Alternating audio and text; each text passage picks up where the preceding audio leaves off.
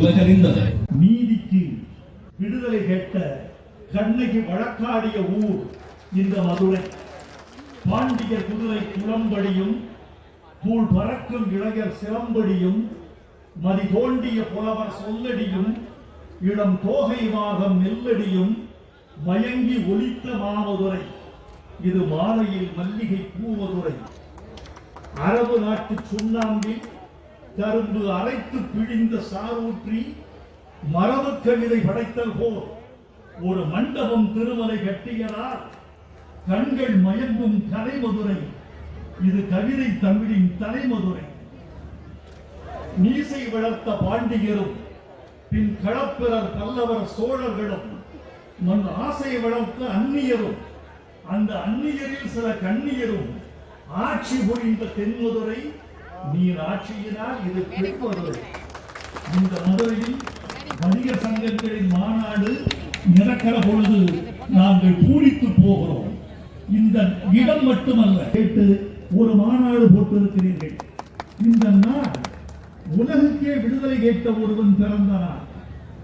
இந்த நாள் உலக தொழிலாளர்கள் எல்லாம் விடுதலை பெற வேண்டும் என்று இந்த உலகுக்கே ஒரே பகலை உற்பத்தி செய்ய துடித்த ஒரு மாபெரும் ஜெர்மானிய தாடிக்காரன் பிறந்த நாள். காரல் மார்க்ஸ் பிறந்த நாள் இந்த மே 5. இந்த ஊரும் சரி, இந்த தேதியும் சரி, ஒரு அழகான பொருள் மிக்க திரட்சி மிக்க ஊரையும் நாளையும் தேர்ந்தெடுத்திருக்கிறீர்கள். மே 5 காரல் மார்க்ஸுக்கு தான் சொந்தமானது என்று நினைத்தேன். மே 5 வணிகர்களை தெரிவித்துக் கொள்கிறேன். நண்பர்களே, இந்த கூட்டத்தை பார்த்த பொழுது இப்போது சற்றே கலைந்திருக்கிறது. நான் உள்ளே நுழைந்த பொழுது இந்த மக்கள் அடர்த்தி, உங்கள் கூட்டத்தின் திரட்சி, உங்கள் நெருக்கம், பிதுக்கம் இவைகளை பார்த்த போது இந்த மாநாடு வெற்றி பெற்று விட்டது என்ற உறுதியை என் நெஞ்சில் எழுதிக் கொண்டது. உங்கள் சாதனையிலேயே மிகப்பெரிய சாதனை தெரியுமா விக்கிரமராஜா அவர்களே? கிடந்த வணிகர் சங்கங்களை ஒன்றிணைத்ததுதான் உங்கள் வாழ்க்கையின் மிகப்பெரிய போராடுவது, அமைச்சர்களை சந்திப்பது, முதலமைச்சரோடு நீங்கள் கோரிக்கை வைப்பது, இவைகளெல்லாம் இரண்டாம் பட்சம். சிதறி கிடக்கிறவர்களை ஒன்று ஒரு தேநீர் கடை உருவாகிறது. 2 வங்காளிகள் சந்தித்துக் கொண்டால் ஒரு கவிதை உருவாகிறது. 2 தமிழர்கள் சந்தித்துக் கொண்டால் என்று ஒருவன் நிறுத்தினார். அவர் பதில் சொன்னார், முதலில் இவர்கள் சந்திக்கட்டும், என்ன நடக்கிறது என்று பிறகு பார்க்கலாம். இவர்கள் சந்திப்பதே அபூர்வம். இவர்கள் சந்தித்தால் தொழிற்சாலை உருவாகுமா, தேநீர்கடை உருவாகுமா, அல்லது ஒரு வேறு ஏதாவது ஒரு நிறுவனம் உருவாகுமா என்று தெரியாது. ஆனால் நிச்சயமாக 2 தமிழர்கள் சந்தித்துக் கொண்டால் ஒரு போலீஸ் ஸ்டேஷன் உருவான காலம் ஒன்று இருந்தது. ஆனால் அப்படி இருந்த இடத்தை ஒரு கூரையின் கீழ் நீங்கள் சந்தித்துக் கொண்டு வந்து விட்டீர்கள். உங்களை பாராட்டுகிறேன். மதுரைக்கு மலை உண்டு, மதுரைக்கு நதி உண்டு, மதுரைக்கு குளம் உண்டு, மதுரைக்கு கோயில் உண்டு. மதுரைக்கு கடல் உண்டா? மதுரைக்கு கடல் இல்லை என்ற குறையை விக்கிரமராஜா என்று தீர்ப்பு வைத்திருக்கிறார். வணிகர் சங்கங்களை எல்லாம் ஒன்றிணைத்து இங்கு கடலை உருவாக்கிறார். என்னை பார்த்து நீங்கள் கேட்கலாம், வைரமுத்து கவிதைக்கு பொய்யழகுதான், கவிஞனுக்குமா பொய்யழகு என்று நீங்கள் கேட்கலாம். கடல் இப்போது எங்கே இருக்கிறது? கடல் கொஞ்சம் வற்றி இருக்கிறதே என்று நீங்கள் கேட்கலாம். உண்மைதான், நான் வந்தபோது கடல் இருந்தது. இந்த மே மாதத்தில் வெப்பத்தின் புழுக்கம் தாழாமல் கடல் கொஞ்சம் ஆவியாகிவிட்டது. அதனால் கடல் கொஞ்சம் வற்றிவிட்டது என்று நான் கருதுகிறேன். நண்பர்களே, உங்கள் விக்கிரமராஜாவின் பெயர் காரண பெயர். பெயர்களில் பல பேருக்கு இடுகுறி பெயர் உண்டு, சில பேருக்கு காரண பெயர் உண்டு. விக்கிரமராஜாவுக்கு இடுகுறி பெயரா காரண பெயரா என்று கேட்டால் நான் காரண பெயர் என்றுதான் சொல்லுவேன். இடுகுறி பெயர் சில பேருக்கு கர்ணன் என்று பெயர் வைத்திருப்பார்கள். எச்சில் கையால் காக்கை ஓட்டாத கஞ்சலாக இருப்பார்கள். சில பேருக்கு கண்ணாயிரம் என்று பெயர் வைத்திருப்பார்கள். அவருக்கு பாதி கண்ணால் சில பேருக்கு கம்பன் என்று பெயர் வைத்திருப்பார்கள்.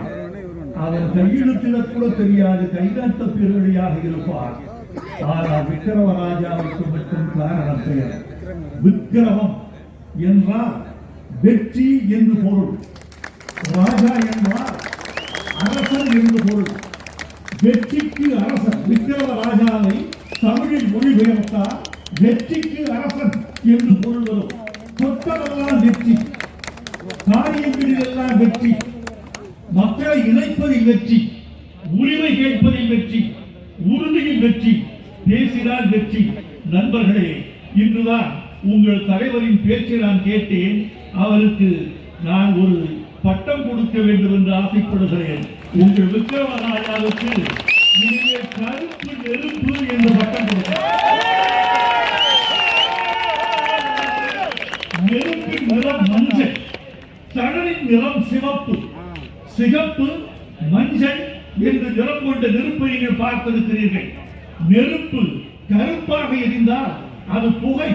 ஆனால் புகை இல்லாமல் கருப்பாக எரிந்து ஒளி பிடித்தால் அதற்கு பெயர் விக்கிரமராஜா என்று பெயர்.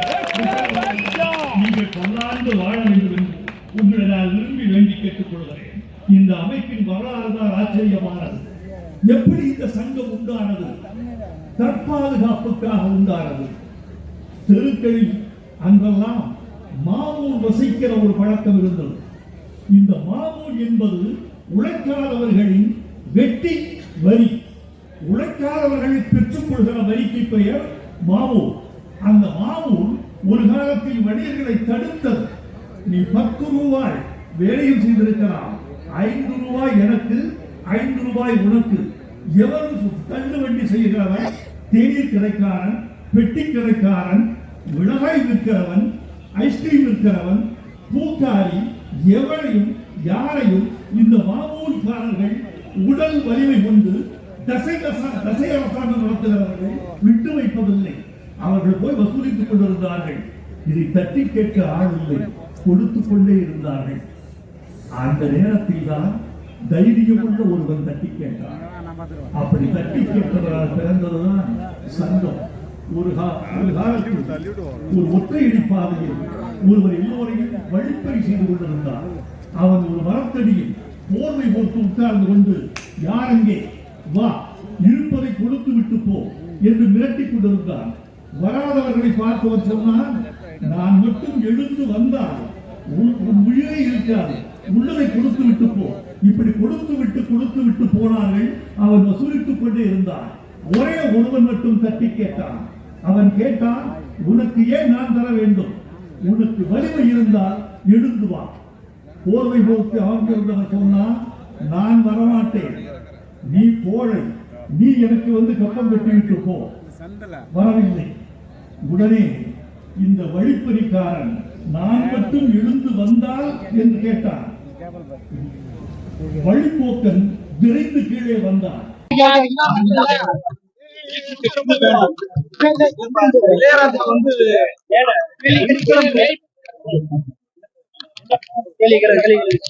இளையராஜா வந்து தொடர்ந்து இந்த பாட்டுக்கு